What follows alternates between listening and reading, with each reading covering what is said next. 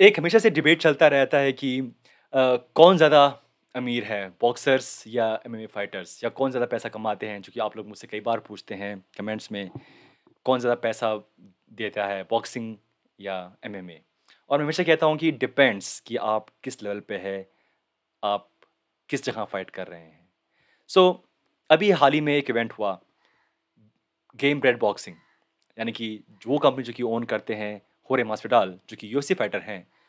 उन्होंने ये इवेंट वो इसके इसके पार्शियल ओनर हैं, उन्होंने ये इवेंट करवाया जहाँ पे एंथनी पेटिस ने फाइट की, one of the best of all time boxer Roy Jones junior, 54 years old, but आजकल ऐसे इवेंट में होना बहुत आम बात है।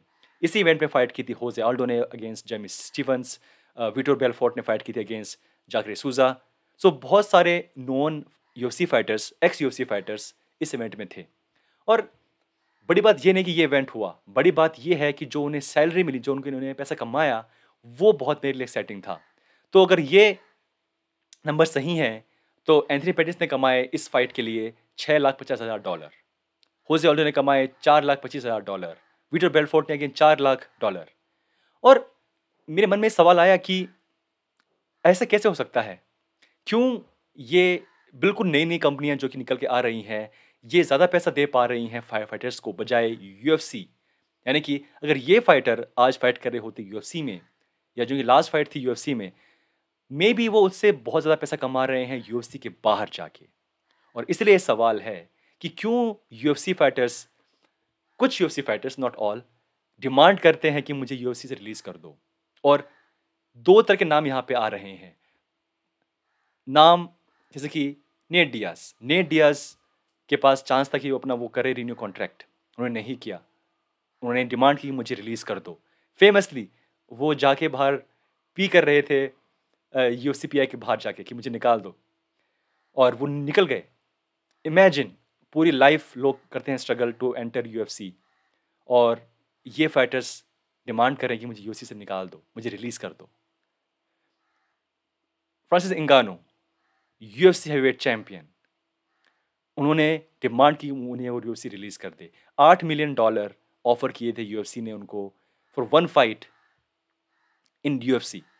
और अगर बात मैंने यूएफसी की, तो वो हाईएस्ट अमाउंट जो कि उन्होंने ऑफर की है किसी भी हेवीवेट फाइटर को, $8 मिलियन। और फ्रांसिस ने वो अमाउंट नहीं मानी, रिजेक्ट कर दी, and he left UFC. Imagine. तो यहाँ पे 2 तरह के फाइटर्स हैं जो कि निकल के आ रहे हैं। पहला, जो कि चैंपियंस हैं, जो कि स्टार्स हैं, जिनकी बहुत वैल्यू है यूएफसी में, और यूएफसी चाहती है वो रहें वहाँ पे और फाइट करें। बट इन फाइटर्स के माइंड में ये ज़्यादा पैसा कमा सकते हैं यूएफसी से बाहर जाके। फ्रांसिस का एक बहुत ही एक वियर्ड केस है। चैंपियन होके यूएफसी का बाहर निकलना, यूएफसी छोड़ना बहुत कम ऐसा होता है, बहुत कम। पर ऐसा हुआ, जो उनकी डिमांड्स थी वो इतनी मुश्किल थी कि यूएफसी वो नहीं मान पाई। पैसे वाइज आई थिंक यूएफसी वो ऑलमोस्ट आई थिंक खुश थी कि ठीक है, हम तुमको $8 मिलियन देंगे, तुम लो और फाइट करो। बट फिर भी फ्रांसिस नहीं माने, बिकॉज उनके माइंड में उनकी कीमत इससे और ज़्यादा है, और वो यूएफसी से बाहर इससे और ज़्यादा पैसा कमा सकते हैं। ये मेरा मानना है। नेट डियाज़ का भी यही सीन है। नेट डियाज़ जानते हैं कि वो अगर बाहर जाएँ और फाइट करें fighters like Jake Paul, Logan Paul, तो वो वहाँ पे उतना पैसा कमा पाएँगे एक फाइट में जितना शायद वो यूएफसी उनको शायद 4-5 फाइट में ना दे पाए। तो 5 गुना पे आउट एक फाइट का, कम डैमेज लिए, नो ग्रैपलिंग, नो रेसलिंग, सिर्फ बॉक्सिंग।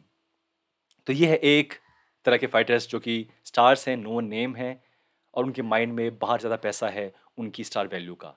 और फिर आते हैं फाइटर्स लाइक ल्यूक रॉकहोल्ड, जो कि अब फाइट करने वाले हैं कुछ दिनों बाद अगेंस्ट माइक पेरी इन ए बीकेएफसी। हालांकि मेरे माइंड में शायद बीकेएफसी उनके शायद बेस्ट ऑप्शन नहीं है।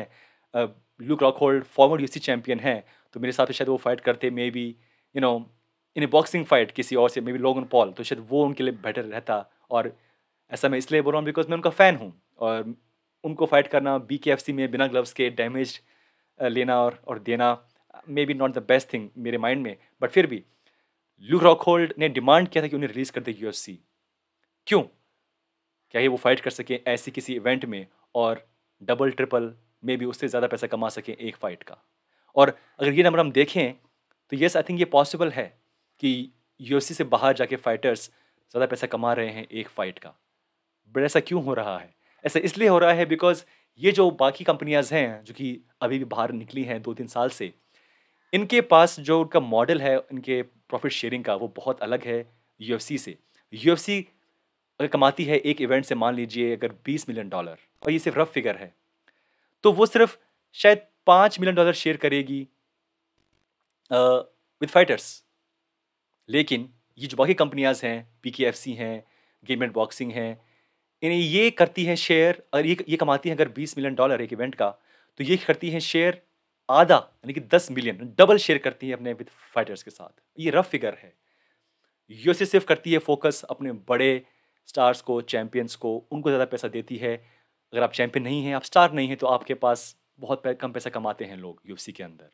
बट यहाँ पे बाहर जाके जो फाइटर्स हैं, चाहे आप चैंपियन हो या ना हो, स्टार हो या ना हो, आपको ऑन एवरेज ज़्यादा पैसा मिलता है। और इसीलिए फाइटर्स कोशिश कर रहे हैं कि वो बाहर निकले यूएफसी से, और ऐसे जाएँ इवेंट्स में और फाइट करें, एक बार में इतना पैसा कमाएँ, जो कि यूएफसी उन्हें शायद 4-5 बार फाइट में भी नहीं दे सकती। और ये सच्चाई है। और मेरे हिसाब से यूएफसी को कुछ ख़ास फ़र्क पड़ता भी नहीं, राइट? अम, उनके पास ऑलरेडी उनके लाइन में लगे हुए हैं 500-600 फाइटर्स, जो कि रेडी हैं टू फाइट इन यूएफसी। उन्हें ब्रांड चाहिए। यूएफसी का जो पूरा ब्रांड है, ये सब फाइटर्स पैसा इसलिए कमा रहे हैं यूएफसी से बाहर जाके, बिकॉज़ वो यूएफसी में फाइट करते थे। इसीलिए जो नाम जुड़ा हुआ है यूएफसी का, कि x UFC fighter, x UFC champion, x UFC fighter contender, वो ब्रांड की वजह से वो बाहर पैसा कमा रहे हैं। और जो फाइटर्स हैं, यूएफसी केयर नहीं करती, बिकॉज़ उनके पास ऑलरेडी क लाइन में लगे हैं 600-700 फाइटर, जो कि रेडी हैं वो ब्रांड का ठप्पा लगाने के लिए, कि हाँ भैया, हमें फाइट करने दो कुछ बड़ी फाइट्स में यूएफसी के अंदर, ताकि हमारे साथ भी एक ब्रांड बन जाए कि हाँ, हम भी एक्स यूएफसी फाइटर हैं। इसलिए यूएफसी को फ़र्क नहीं पड़ता। और ये शायद एक अच्छा पॉइंट है for other companies, BKFC, Gamebred boxing, PFL, Logan Paul, Jake Paul kind of fights, कि वो पैसा कमा पा रहे हैं इसकी वजह से। और ये यहाँ पे पूरा डिफरेंस है। This is interesting. मैंने कभी नहीं सोचा था कि 3 साल पहले, 4 साल पहले, कि ऐसा भी होगा कि यूएफसी से बाहर जाके फाइटर्स ज़्यादा पैसा कमाएँगे, बल्कि डिमांड करेंगे, मुझे निकाल दो यूएफसी से, रिलीज़ कर दो भाई। ऐसा हुआ। सबसे ज़्यादा जो मुझे दुःख हुआ, वो मुझे हुआ ऑब्वियसली फ्रांसिस इंगानू का, बिकॉज़ वो चैंपियन थे यूएफसी के। और एक डिफरेंट टॉपिक में बात करें तो सबसे बड़ा उन्होंने गैम्बल खेला है बाहर निकल के।